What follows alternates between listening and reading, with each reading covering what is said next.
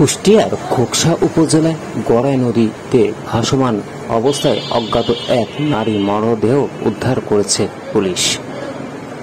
আজ সোমবার সকালের দিকে খোকসা উপজেলার বেতবাড়িয়া ইউনিয়ন বামনপাড়া গড়াই নদী থেকে এই অজ্ঞাত নারীর মরদেহ উদ্ধার করেন।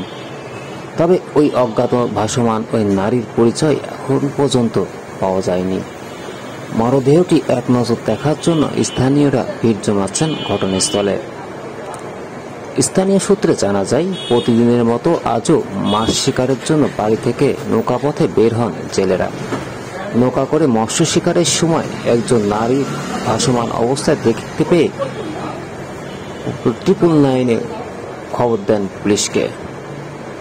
পরে ঘটনাস্থলে খোকসা থানা পুলিশের একটি টিম ঘটনাস্থলে এসে মরদেহটি উদ্ধার করে।